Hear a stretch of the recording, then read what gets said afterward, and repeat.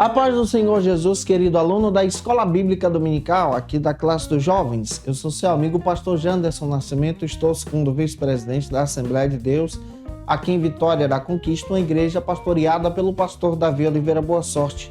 E hoje, pessoal, para a glória de Deus, nós chegamos na lição de número 13, finalizando já esse trimestre. Vamos trabalhar sobre o tema, para que creiais que Jesus é o Filho de Deus. Esse é o tema da aula de hoje. E eu espero que o Senhor Jesus abençoe você. Hoje nós vamos estudar um pouco a respeito dessa visão e a nossa perspectiva sobre a ressurreição de Jesus. Você que está chegando por aqui pela primeira vez, aproveita, se inscreve no nosso canal, passa a ser um dos nossos alunos, deixa aí teu likezinho, teu joinha, porque com isso você ajuda muito a gente a falar de Jesus e compartilhar também a palavra de Deus para que mais vidas sejam alcançadas por Cristo. Aproveita também e deixa aí teu comentário, Glória a Deus, e participe conosco nessa ministração. Eu estou comentando as lições de adultos, jovens, juvenis, discipulado, adolescentes, vencedores, pré-adolescentes também. Tem muita coisa boa aqui no canal, inclusive o nosso site Facilita EBD. Se você é professor dessa classe, a classe dos jovens, nós temos um recurso especial que vai te ajudar. De repente você quer poupar o teu tempo para preparar a tua aula. Olha, você pode ter acesso ao meu slide, pode ter acesso também aos esboços da minha aula. Isso é exclusivo para quem se torna assinante, tá? Se você quer o meu material, é só você assinar o Facilita EBD em uma assinatura trimestral. Além do que, quem assina tem alguns benefícios, como por exemplo, treinamento para professor da escola bíblica, workshop de pregação que está muito legal, e no próximo trimestre, nesse segundo trimestre que vamos estar abrindo, vamos estar incluindo também para edificar você o nosso treinamento de evangelismo e discipulado, que está muito show para te ajudar em Jesus a ser um servo de Cristo. É claro que todo esse material está disponível no link na descrição. Se eu estou te ajudando com isso, que Deus te abençoe poderosamente. São vários alunos que têm abraçado essa causa também. E para deixar de conversa, vamos então para a nossa aula de hoje, em nome do Senhor Jesus.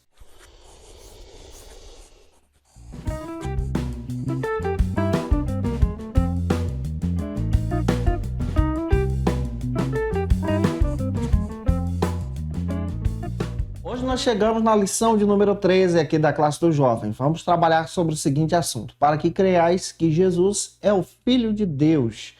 Aqui nós vamos entender a respeito do finalzinho do Evangelho de João.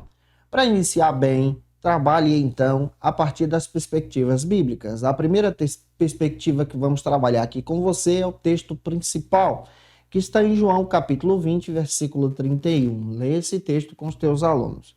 Apresenta também o resumo da lição, vale a pena você fazer isso em sala de aula. E a nossa leitura bíblica em classe se localiza no Evangelho de João, capítulo 20, versículos 26 ao 31. Leia esse texto compassadamente com os teus alunos e deixa Deus te usar na escola bíblica dominical da tua igreja. E se você deseja estudar ainda mais a palavra de Deus, a Faculdade Refidim está oferecendo nesse ano 4 pós-graduações nas seguintes áreas: aconselhamento e cuidado, Ministério de Liderança de Jovens, Teologia Bíblica do Novo Testamento, História, Teologia e Discurso Pentecostal. Todas as informações sobre essas pós-graduações estão disponíveis no site da Faculdade Refidim, vale muito a pena você dar uma olhadinha lá. Pastor Silas Queiroz, nessa última lição, procura demonstrar exatamente a conclusão do Evangelho de João. Então nós estamos olhando exatamente para essa conclusão do Evangelho de João. E a evidência principal nessa conclusão é a respeito da ressurreição de Jesus. Então o fato principal aqui que marca o Evangelho de João é essa ressurreição do Cristo, a ação do Cristo, um fundamento da nossa fé cristã. O Evangelho de João, como nós já estudamos, é um evangelho que é escrito para combater uma heresia conhecida como gnosticismo. Vou detalhar isso hoje para você. Mas João procura demonstrar a importância de Cristo como Deus, o Filho do Deus vivo. Eu estava lendo um artigo escrito por George Sinclair, e ele destaca a respeito de algumas evidências que precisamos ter em mente sobre a ressurreição de Jesus. Essas evidências também podem ser anotadas por você. Essas evidências podem te ajudar a crescer em Jesus. A primeira evidência que nós encontramos sobre a realidade da ressurreição de Jesus é que existem 4 evangelhos sobre Jesus. Todos eles foram escritos por testemunhas oculares, com informações de testemunhas oculares sobre a realidade do Cristo, sobre a sua encarnação, sua morte e ressurreição. Esses textos foram vinculados e circularam também no primeiro século da Igreja Cristã e circulam até hoje, trazendo a evidência sobre a morte e ressurreição de Jesus, a encarnação do Cristo. Além do que, existem as cartas também no Novo Testamento que dão a evidência para essa morte e ressurreição. Então, o centro de toda a Bíblia é Jesus. E a primeira evidência que nós temos está escrita. As testemunhas oculares narram a respeito desse Cristo.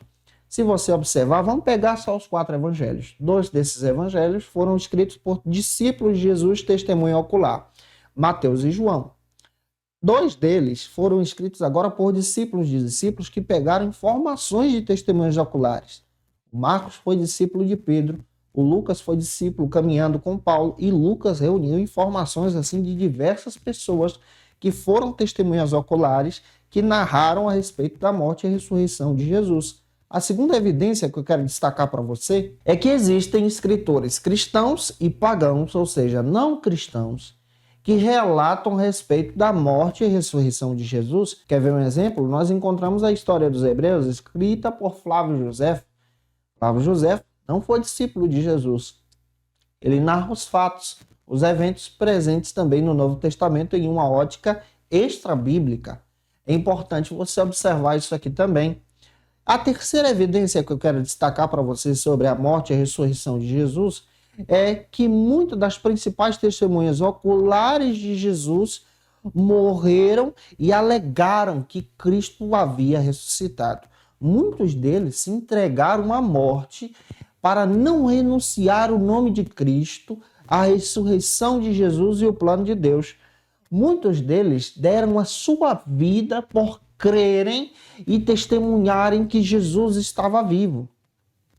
Essa é uma evidência que precisa ser considerada. A quarta evidência que eu quero destacar para você também sobre a ressurreição de Jesus é que a história narrada pela testemunha ocular, que é João aqui, o Evangelho de João, é muito importante. João ele destaca, por exemplo, essa vida de Cristo. Ele apresenta as histórias de outras testemunhas oculares. Ele apresenta a sua história como testemunha ocular. E isso deve ser entendido não de maneira metafórica, mas João destaca aquilo que ele viveu. É por isso que os milagres que nós encontramos em João, que estudamos aqui nesse evangelho, são milagres de testemunha ocular que não está presente nos demais. João destaca a respeito de um grande sermão no período e no processo da Santa Ceia antes da crucificação que você não acha nos demais. Então você percebe a riqueza teológica que João destaca. Também até mesmo da revelação que João registra, que é Apocalipse, dá também fundamento para a crença na ressurreição de Jesus. A quinta evidência que nós podemos destacar sobre a ressurreição de Jesus é que a história demonstra que a sepultura, o túmulo de Jesus, estava vazio. As roupas estavam organizadas e arrumadas. Outra evidência é que a pedra do túmulo, que havia sido lacrada por fora, havia sido removida e o corpo de Jesus jamais foi encontrado. E é importante também entendermos o testemunho relatado pelos soldados que viram Jesus vivo. Isso está presente lá no Evangelho de Mateus.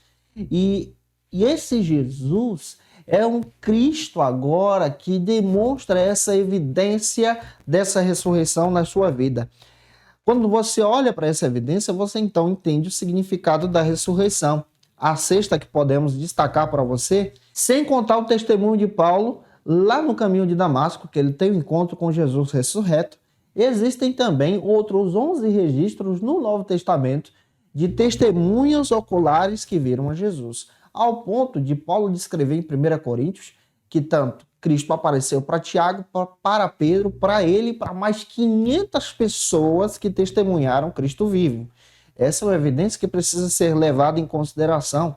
A sétima evidência que também precisamos observar sobre a ressurreição de Jesus, a nível introdutório, é que no mesmo lugar onde Jesus havia sido crucificado, morto, sepultado e ressuscitado, houve um grande crescimento da igreja. Quando você olha para Atos dos Apóstolos, você vê o crescimento maciço da igreja na crença da ressurreição em Jesus, o Cristo vivo que realiza milagres. A oitava evidência que eu quero destacar para você é que a morte e ressurreição de Jesus não foi um evento aleatório, mas estava na agenda de Deus. Se você estudou comigo a lição passada, você percebe que Cristo estava trabalhando na hora do Pai. Então, tudo foi planejado por Deus. Cristo, ele faz questão de dizer diversas vezes que ainda não era chegada a sua hora. E quando chega a hora, ele destaca, então, o plano de Deus sobre a crucificação, morte e ressurreição. Isso também relata para a gente que tudo foi realizado não de forma aleatória, mas no plano de Deus para a salvação do homem. A nona evidência que podemos destacar para você que gosta de estudar a respeito da ressurreição, a nona evidência que podemos destacar para você é que a morte de Jesus aconteceu, cumprindo então o contexto de séculos de profecias a respeito dessa morte e dessa ressurreição. Então você percebe dentro da Bíblia todo o planejamento de Deus e essas evidências apontam então para o cumprimento dessas palavras proféticas. A décima questão que podemos levantar como evidência também para você aprender um pouco mais sobre a ressurreição é que a morte e a ressurreição de Jesus, ela impactou o mundo ao ponto de transformar a linha de pensamento da humanidade. A ciência, ela passou a surgir por causa do impacto da morte de Jesus e ressurreição. Se você não sabe, as escolas nasceram dentro das igrejas para alfabetizar os pobres, para ler as escrituras. Se você não sabe, os hospitais também nasceram dentro das igrejas. Não é à toa que você encontra em diversas cidades no Brasil o termo em hospitais de Santa Casa de Misericórdia. Por que Santa Casa de Misericórdia? Santa Casa é porque nasceu dentro de uma igreja. Isso está demonstrando o impacto do Cristo de forma especial sobre a ressurreição. Então, quando nós olhamos para a morte e ressurreição de Jesus, nós compreendemos que esse impacto traz diversos insights, traz diversos pensamentos. O mundo hoje é diferente por causa do impacto de Cristo. Eu espero estar te ajudando hoje em sala de aula. Vamos analisar a respeito desses assuntos aqui. E o primeiro ponto trata sobre a incredulidade de Tomé. Eu espero que Deus em Cristo fale com você através dessa palavra de hoje. Jesus escolheu 12 homens comuns, incultos, para serem os seus discípulos. Não faziam parte da elite dos galileus, mas eram pessoas simples que foram chamadas para um discipulado. Homens da Galileia, da região predominante rural. De acordo com a Bíblia, nós entendemos que a maioria deles não tinha um grau alto de instrução, mas eram servos de Cristo, foram chamados por Cristo.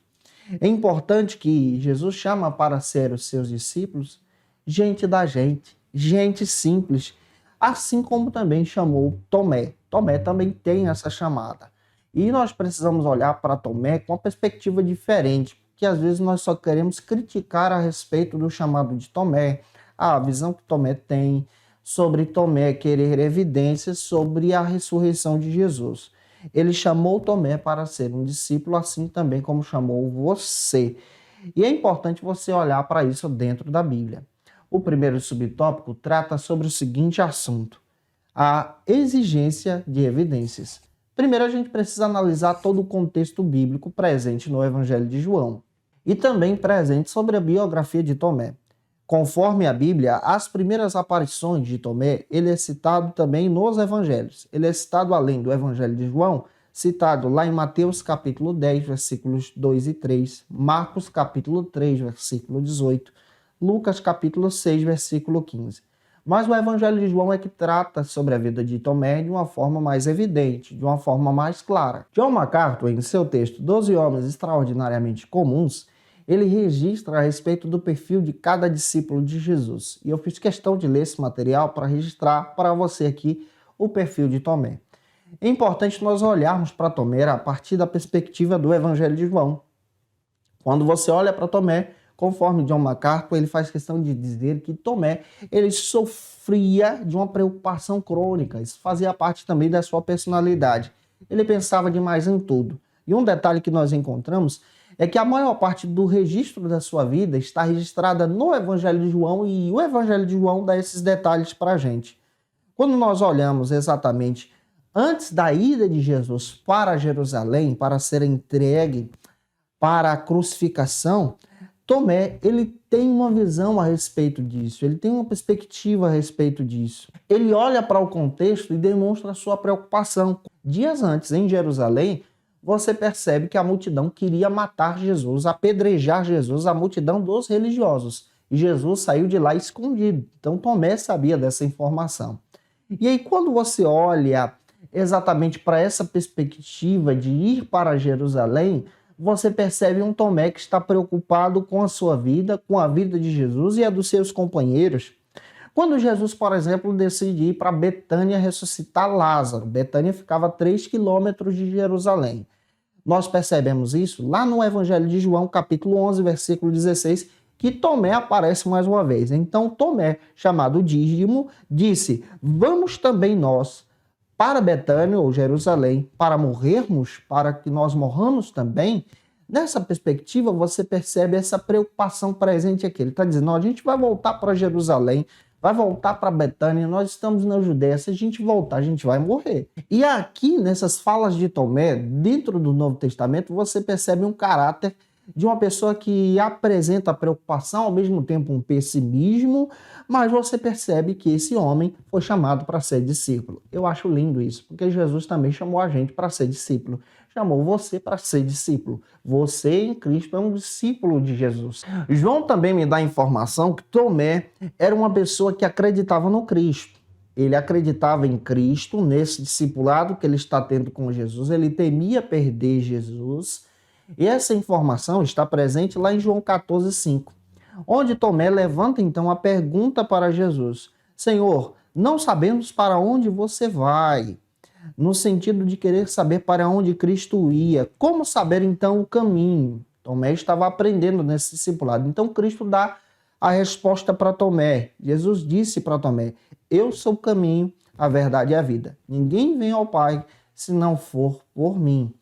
Você percebe dentro da Bíblia que voltar para Jerusalém é um risco para os discípulos, é um risco para Jesus, mas Jesus vai para Jerusalém porque ele vai seguindo a agenda do Pai, como nós já estudamos na aula passada.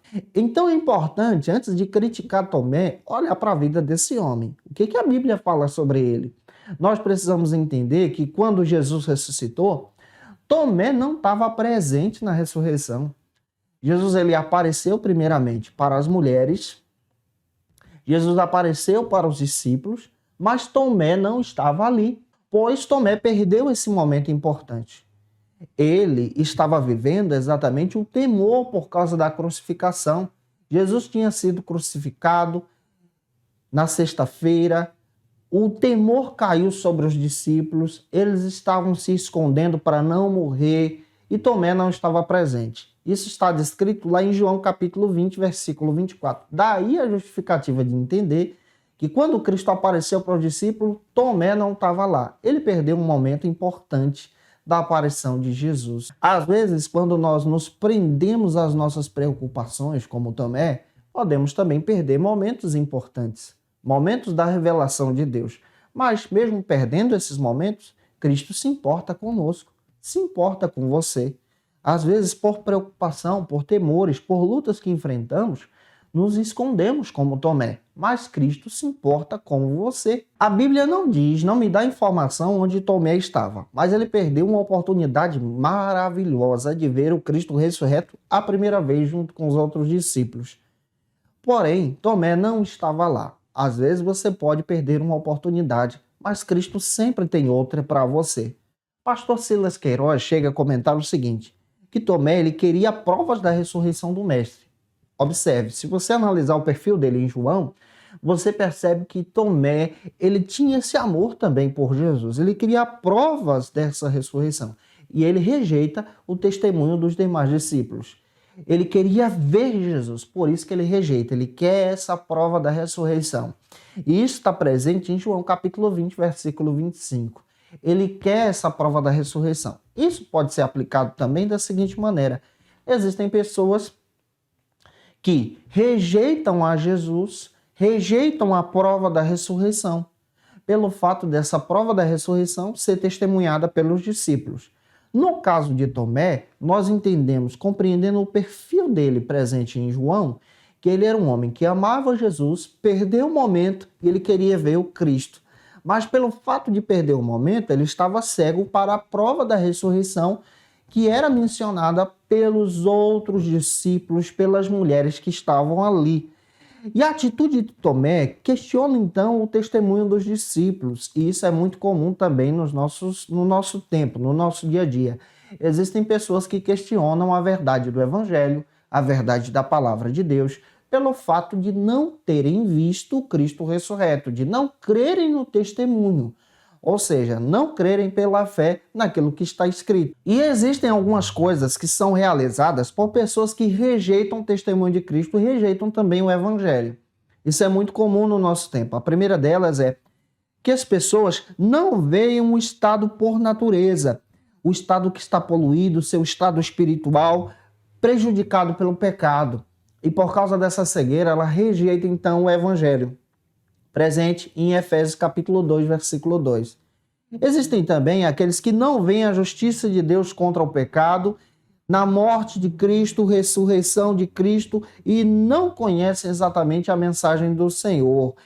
E a Bíblia traz exatamente para essa visão, essa perspectiva, de que esse Deus trabalha exatamente sobre a sua visão, trabalha exatamente sobre um plano e as pessoas não acreditam nisso. Hebreus capítulo 10, versículo 30.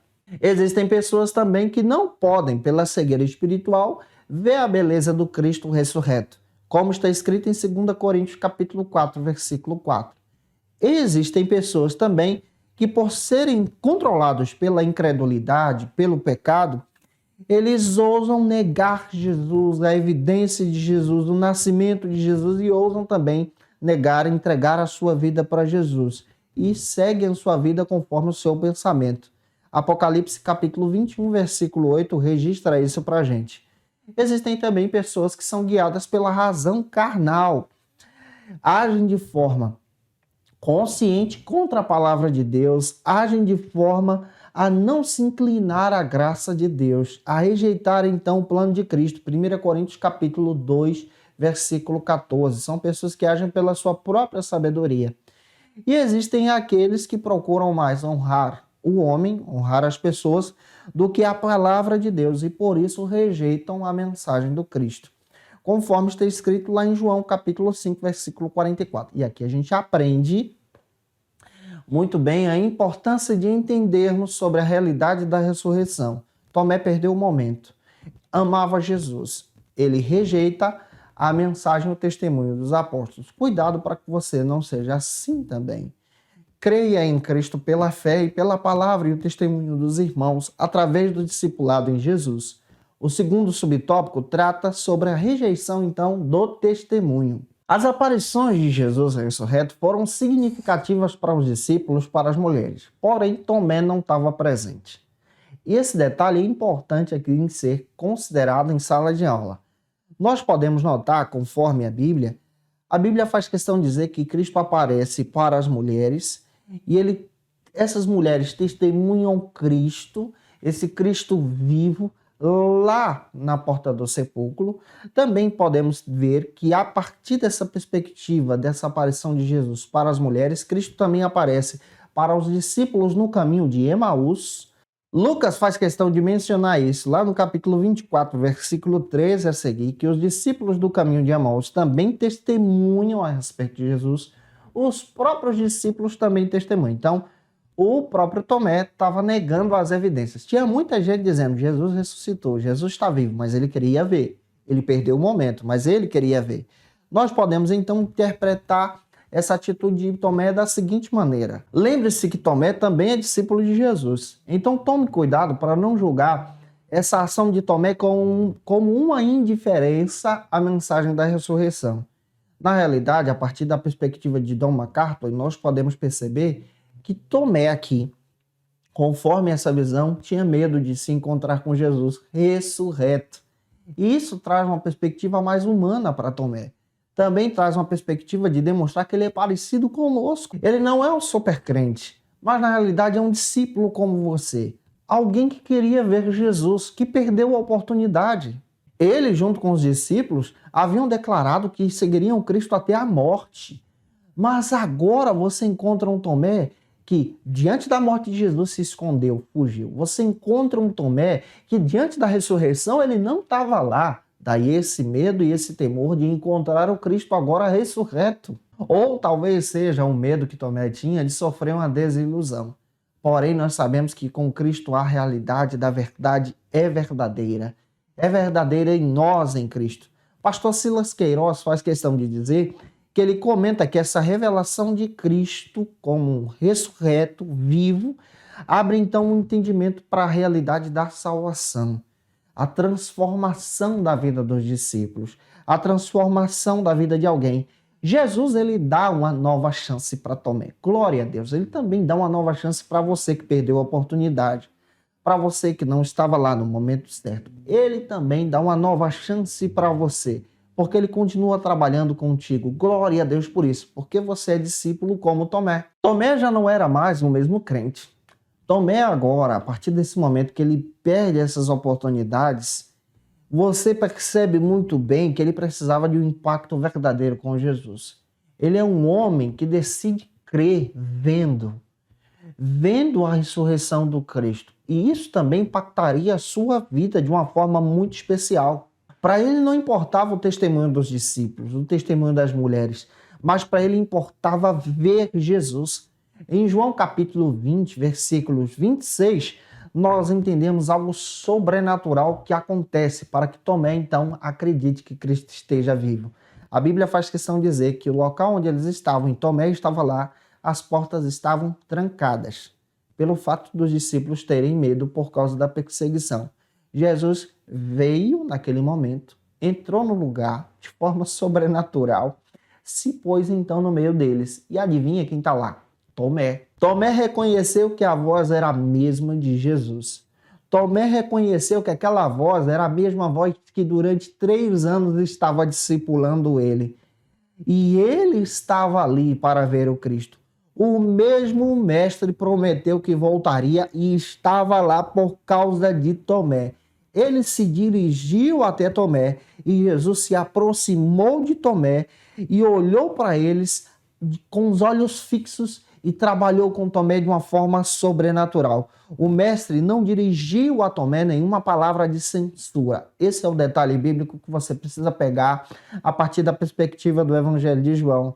O mestre foi até Tomé como uma ovelha perdida que estava distanciada, mas ele puxa ele para perto e demonstra para Tomé exatamente algo especial. Toca, Tomé, nas chagas. Conheça, Tomé. Saiba que sou eu.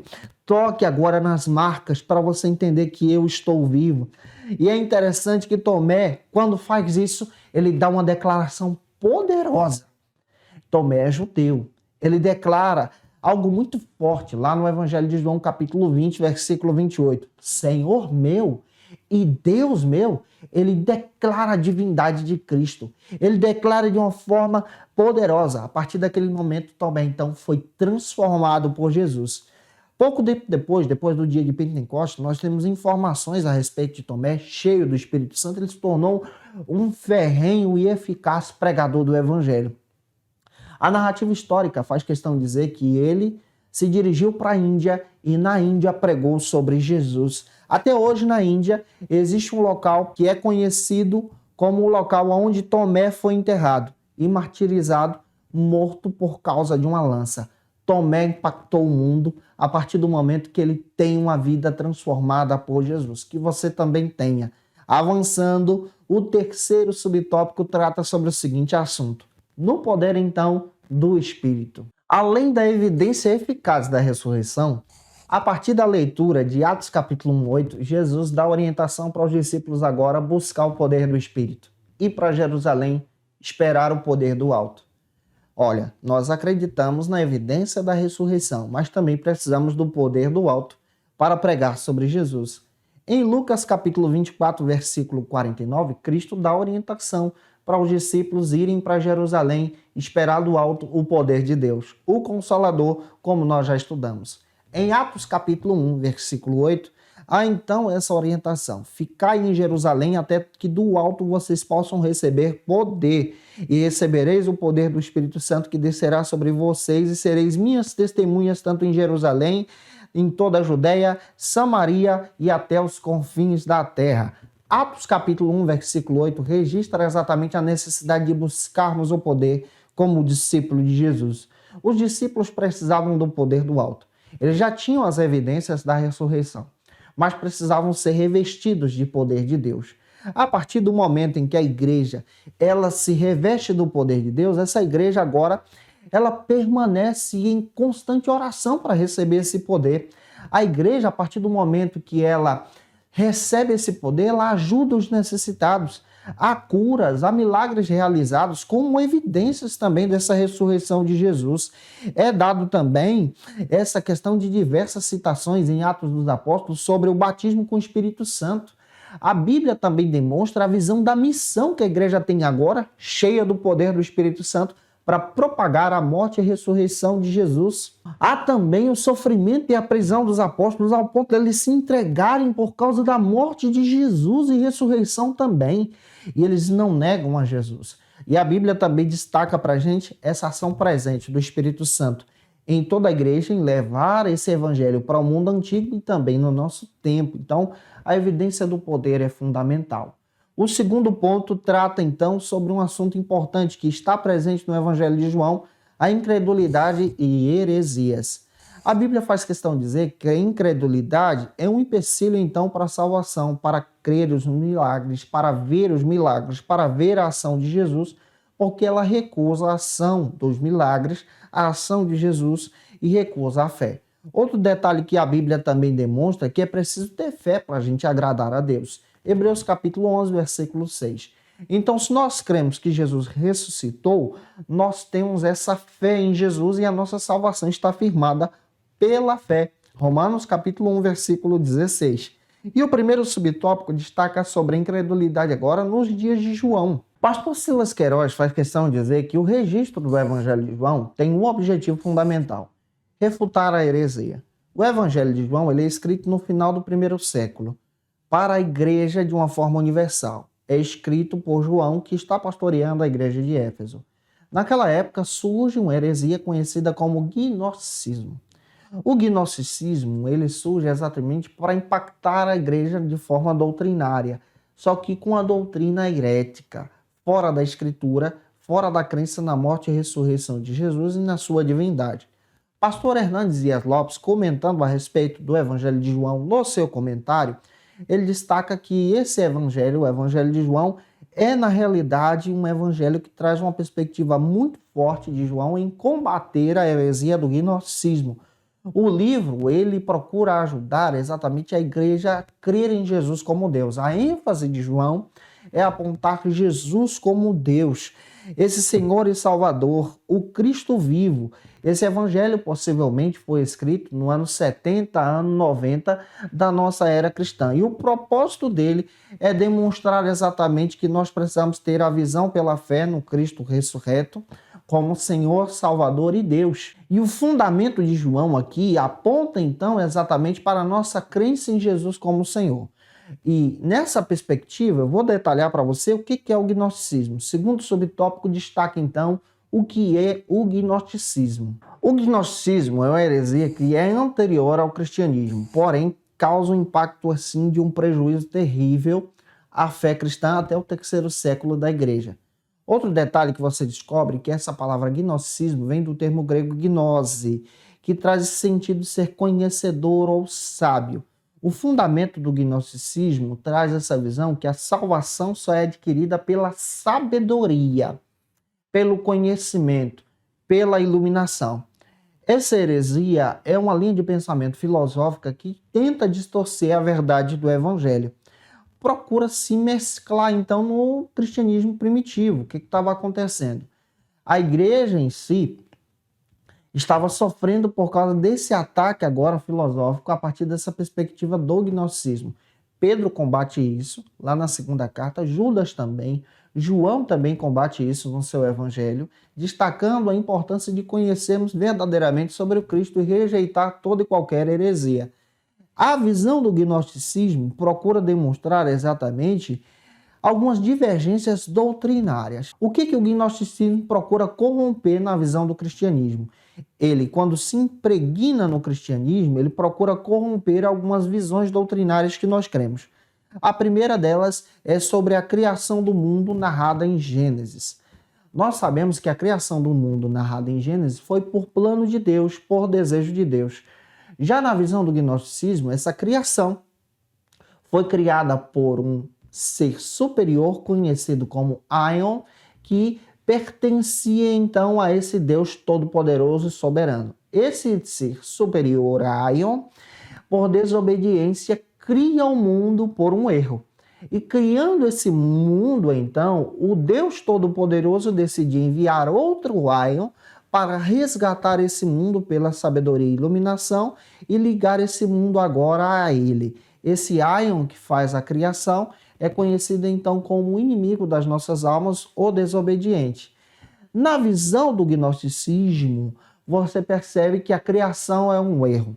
Mas na visão bíblica, a partir de Gênesis, nós acreditamos que a criação é plano de Deus e projeto de Deus. A segunda perspectiva que o gnosticismo procura corromper é de ordem doutrinária. Nega, então, a expiação. A morte de Cristo é negada aqui. A obra principal de Cristo na cruz do Calvário, sua morte por nossos pecados, ela é negada. A cruz no gnosticismo não é salvífica. Faz questão de dizer que a salvação não é por causa da cruz de Cristo, não é por causa da morte de Jesus e ressurreição de Jesus. Mas a salvação, ela parte nessa visão por uma iluminação que o ser humano tem de conhecer a verdade, por uma iluminação que o ser humano tem agora pelos seus próprios poderes, efeitos e suas próprias conquistas, ter uma iluminação da verdade e da sabedoria. Não é isso que o cristianismo prega, não é isso que o João está defendendo. João defende que Cristo veio como Deus, se tornou homem, habitou entre nós, João 1,14, e ele destaca que Cristo se ofereceu no nosso lugar. Daí a importância de João citar diversas vezes que que ainda não era chegada a hora de Cristo, mas quando chega no momento certo. A terceira perspectiva que o gnosticismo procura também corromper, doutrinariamente falando, é a doutrina da ressurreição. No gnosticismo, essa ideia a respeito do corpo, o corpo físico aqui é visto como matéria má, como matéria pecadora. Então, há a negação da ressurreição de Cristo como matéria, com o corpo que ele foi crucificado. Na Bíblia, nós acreditamos que Cristo morreu, sofreu, ressuscitou com o mesmo corpo, por divina obra de Deus. E na concepção gnóstica, isso também é rejeitado. Na concepção gnóstica também, a doutrina do pecado é, na realidade, como um mal físico. Tudo aquilo que é físico, que é carnal, é visto como um pecado, é visto como ruim. O que é espiritual está ligado à questão de iluminação. Aí chega João com o evangelho, combatendo já no primeiro capítulo, e eu acho lindo o que João faz. Eu acredito que João, ele praticamente dá um golpe de direita no gnosticismo dentro da igreja de uma forma ferrenha. Olha o que diz o capítulo 1 de João. No princípio, era aquele que era a palavra, e ele estava com Deus, e era Deus. No gnosticismo, Jesus não é visto como Deus, mas ele é visto como um aion, uma criação de Deus. E o gnosticismo valoriza o conhecimento, a palavra, como Deus. E olha o que João chega dizendo já no início do seu evangelho. No princípio, era aquele que é a palavra. Ele está dizendo que Jesus é a palavra, é o maior conhecimento. Ele está dizendo, ele estava com Deus e era Deus. Ele estava com Deus desde o princípio, demonstrando que tudo agora foi feito pela vontade de Deus. Olha o versículo 3. Todas as coisas foram feitas por intermédio dele, que no caso aqui é Jesus. Não há o inimigo criando, mas tudo foi feito por causa de Jesus. Sem ele, nada do que existe teria sido feito. Nele estava a vida, e esta vida era a luz dos homens, a luz que brilha nas trevas, e as trevas não a derrotaram. Olha o versículo 14. Aquele que é a palavra se tornou carne e viveu entre nós. Vimos a sua glória como unigênito do Pai. Vimos o Pai cheio de graça e de verdade. Observa a perspectiva de João.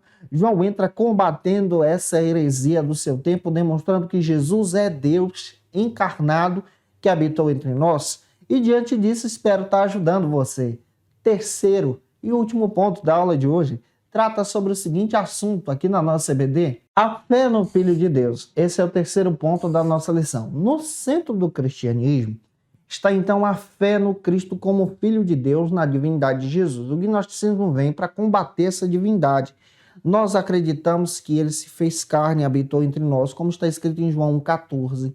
A divindade e humanidade de Cristo está presente na Escritura e a sua glória revela então exatamente quem ele é. O primeiro subtópico destaca o seguinte assunto aqui na nossa CBD: Jesus é o Cristo. Vamos entender essa perspectiva aqui também. Pastor Silas Queiroz, ele aponta que o Evangelho de João procura demonstrar exatamente Cristo como Deus, Jesus como Cristo. Nesse sentido de entender que esse prólogo do Evangelho relata exatamente que Jesus foi profetizado desde o Antigo Testamento.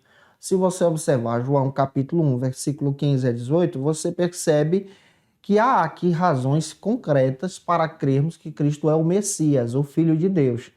Isso está presente, por exemplo, em João capítulo 1, versículo 15, fala sobre a superioridade de Cristo, ele relata isso combatendo o gnosticismo. Ele também demonstra, por exemplo, a singularidade de Jesus, João 1, 16 ao 17. E em terceiro lugar, ele fala exatamente sobre essa questão sublime que Jesus tem, como está escrito em João capítulo 1, versículo 18. Jesus, ele é singular porque ele é Senhor. Ele traz então essa salvação porque ele é Cristo. A sua glória revela quem ele é. A Bíblia também demonstra que Jesus se entrega por nós no Calvário. E demonstrando que ele se entrega por nós no Calvário, também demonstra esse amor de Deus sobre nós. Jesus é o Cristo profetizado que veio então para nos resgatar do pecado, nos salvar e nos dá então uma nova oportunidade. Ele nos dá vida como Cristo. Ele suporta exatamente todos os nossos pecados sobre si. Ele nos leva agora para uma experiência espetacular com Deus. Cristo, ele é sublime porque ele apresenta então toda essa relevância da salvação nele, nos demonstrando o plano perfeito de Deus. Esse plano em Cristo, ele como Senhor e Messias, aquele que é profetizado desde o Antigo Testamento como Filho de Deus, descendente de Davi. Essa profecia é presente também no Evangelho de João, relatando exatamente esse combater contra as heresias. O segundo subtópico trata agora sobre o seguinte assunto: crer para ter vida eterna. Silas Queiroz, nosso querido pastor, ele finaliza o trimestre demonstrando que nós precisamos crer pela fé em Cristo como Deus. Quem recebe Jesus como seu Salvador precisa nascer de novo. João capítulo 1, versículo 13, João 3, versículo 5 também, 6 também relata isso para a gente. O milagre do novo nascimento é exatamente essa oportunidade que nós temos de conhecer a Jesus, sermos transformados de pecadores para filhos de Deus. 2 Coríntios capítulo 3, versículo 18. É importante entendermos que se nós confessarmos Jesus como nosso Senhor e Salvador, nós somos salvos. Romanos capítulo 10, versículo 9 também registra isso. Sem fé é impossível agradar a Deus. Hebreus capítulo 11, versículo 6 também dá base para isso.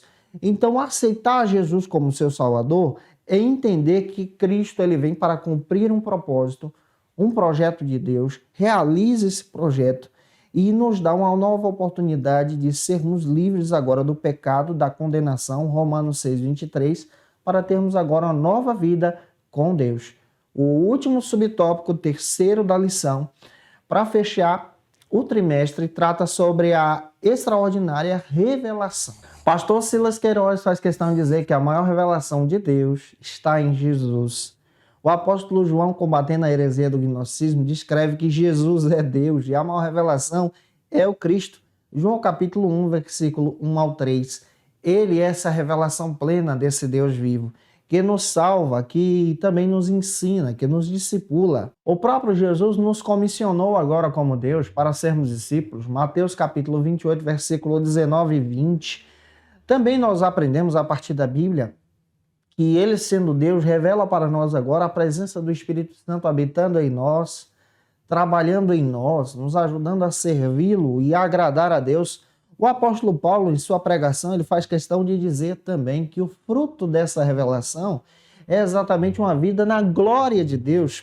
A Bíblia também me dá outra informação importantíssima, que aquele que recebe Jesus como seu Salvador vai experimentar exatamente a vida eterna, viver com Cristo para sempre e entender que essa revelação aponta exatamente para a crença em Jesus como ressurreto, aponta exatamente para a salvação, para o arrebatamento da igreja na nossa crença em Jesus, que você então tem um relacionamento profundo com Cristo. Eu espero ter te ajudado em todo esse trimestre. Se eu te ajudei, comenta aí, é importante você fazer isso. Tira uma foto, marca a gente no Instagram, segue a gente lá também. Se você está afastado de Cristo, quer voltar para Jesus, conhecendo Jesus como seu Salvador, escreve no comentário, eu quero voltar para Jesus. Utilize o celular com leitor de QR Code, preencha o cadastro, nós vamos orar por você, interceder por você também. Como dica de leitura, eu quero trazer alguns textos que podem te ajudar a ter uma compreensão muito legal sobre tudo isso que eu falei hoje em sala de aula para você. Primeiro texto como dica de leitura que eu utilizei, de onde eu tirei aqui o perfil de Tomé, é esse texto do John MacArthur, 12 Homens Extraordinariamente Comuns. Esse material pode te ajudar muito a crescer em Jesus. Ele é da editora Thomas Nelson no Brasil. Outro texto que eu quero indicar também é do John McDowell, Evidências da Ressurreição. Examine as evidências. Esse material é muito legal, onde você percebe que Jesus ressuscitou. O material também do pastor Silas Queiroz pode te ajudar muito a entender um pouco mais sobre o Evangelho de João. Outro texto que eu indiquei até na aula passada é Se Jesus Não Tivesse Nascido, da editora Vida. Esse material pode te ajudar muito também. Outro texto que destaca sobre as evidências da ressurreição de Cristo é o texto Em Defesa de Cristo, do Lewis Strauss. Esse material é da editora Vida, pode te ajudar também. Outro texto, esse é da editora CPAD, Examine as Evidências. Esse material pode te ajudar muito a crescer em Jesus sobre as evidências da ressurreição em Cristo. E em terceiro lugar, Teologia Sistemática Pentecostal nos artigos de Cristologia pode te ajudar a conhecer um pouco mais sobre Jesus. Gente, eu espero ter ajudado você nesse trimestre. Te aguardo por aqui no segundo trimestre da CPAD, onde tem muita coisa para a gente estudar junto sobre a doutrina do pecado. Não falta não.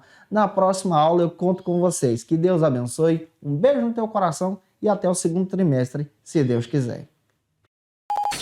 Conheça o Facilita EBD. Acesse já facilitaebd.com.br. Uma plataforma exclusiva para você que deseja aprimorar e dinamizar as suas aulas da escola dominical. No Facilita EBD você encontra subsídios bíblicos e teológicos para dinamizar as suas ministrações na escola dominical, cursos bíblicos para aprimorar e te ajudar na sua leitura completa da Bíblia, treinamento dinâmico para professores e líderes da escola dominical. Tá esperando o quê para ser um dos nossos alunos? Vem pro Facilita EBD e torne-se um dos nossos assinantes. Acesse já facilitaebd.com.br.